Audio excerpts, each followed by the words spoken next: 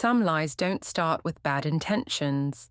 They start with a promise, a hope, and a wish for luck. That's how it began for Margaret. At 62, she lived a quiet life in her small town, teaching piano and tending to her rose garden. Her best friend Ruth had been part of that life for over 40 years. They'd grown up together, shared secrets, and survived losses side by side. One morning, as the two sat drinking tea on the porch, Ruth noticed Margaret's wedding ring, a simple gold band with a tiny diamond that caught the light. "You still wear it," Ruth said softly, "even after all these years." Margaret smiled, twisting the ring gently. "It reminds me that love doesn't end when someone's gone." Her husband Walter had passed 10 years ago. The ring was one of the few things she never took off. Ruth nodded. "You know," she said suddenly, "I have a big job interview tomorrow. I've been so nervous. Maybe I need a little luck." Margaret chuckled.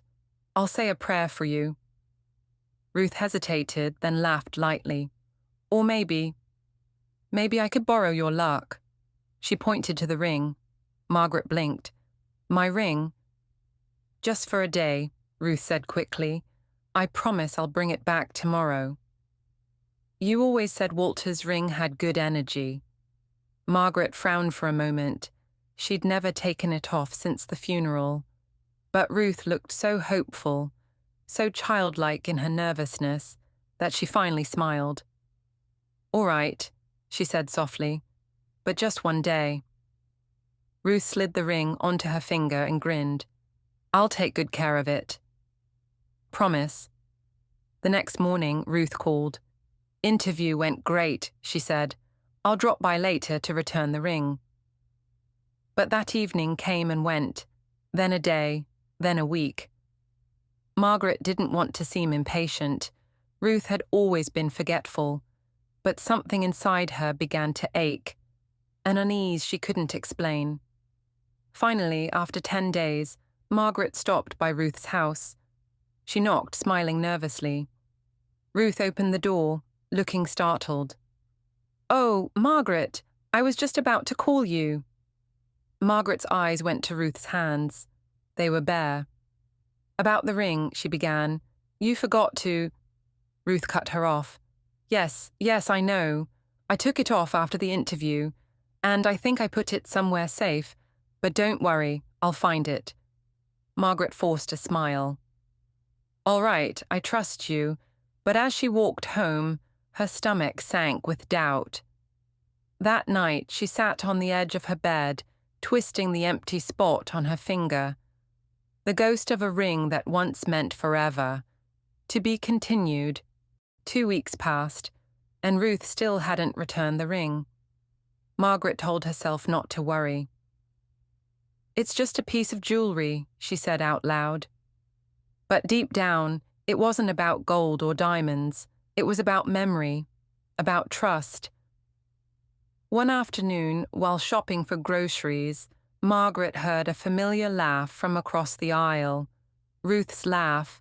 She turned, and there was Ruth talking with a neighbor, and on her hand, glittering under the fluorescent light, was the ring. Margaret froze. Her throat tightened. Ruth hadn't lost it. She'd kept it. That night, Margaret called her. Her voice was calm but heavy. "Ruth, could you stop by tomorrow?"